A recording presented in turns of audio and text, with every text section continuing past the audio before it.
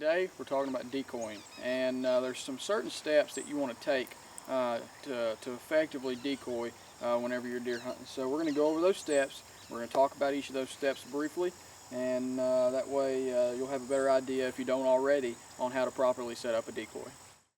Step one is to make sure you've eliminated all scent from your decoy before you ever take it to the field.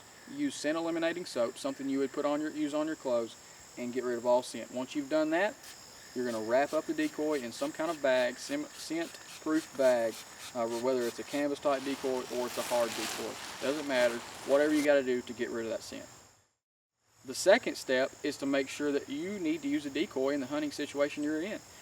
You don't want to use a decoy in closed-in areas. If it's a tight, close area, you don't want to use decoy. It's not going to serve the purpose.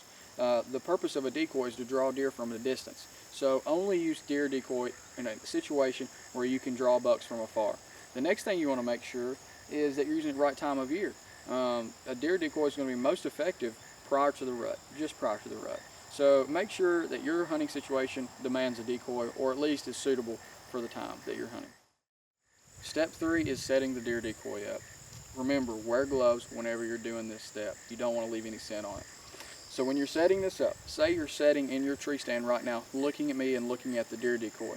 Some people would say that you want to quarter that decoy toward you. Some people would say that you want to quarter it away. A lot of the times, a mature buck is going to come into a decoy head on. A subdominant buck is going to come into the decoy from the rear.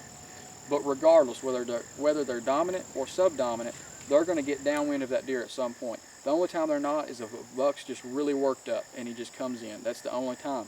So, but for me, where I hunt, it really doesn't make sense for me to do either one of those things, because I'm an opportunist.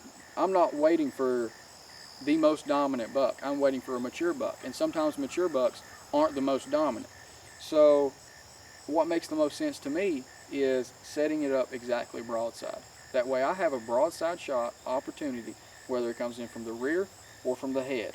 That's just what makes the most sense to me. There's a lot of controversy when it comes to how to set up a deer decoy, but that's what makes the most sense in my opinion. Set it up broadside where you've got a good shot opportunity, whether it comes in from the head or the tail. Step 4, you've got the deer decoy set up already. Now you're making sure you don't leave any scent behind. Spray the deer decoy down from head to tail with scent spray. You don't want to leave any scent on that, because like I said, most bucks are going to end up downwind of the decoy at some point. And also, try to shoot that deer if you get an opportunity to before it gets downwind of the decoy, because a lot of times they'll get out of there if they smell any kind of scent from that decoy. Step 5 is to make the scenario look as real as possible. I don't just use the decoy. Most times I don't. I use calls. I don't like to use scents. Some people will put buck urine or doe urine on decoys. I don't like to do that, but I do like to use calls whenever I use decoys, especially if a buck's cruising and he hasn't seen the decoy yet. So to add realism to your decoy setup, throw an estrus bleat at him. You know, if he doesn't hear that or doesn't respond to that, grunt at the buck that's passing by. If he doesn't respond to that, throw the rattling horns at him. Whatever you got to do to get that deer's attention. And that's what I like to do personally whenever I'm using a deer decoy. I like to make it as real as possible.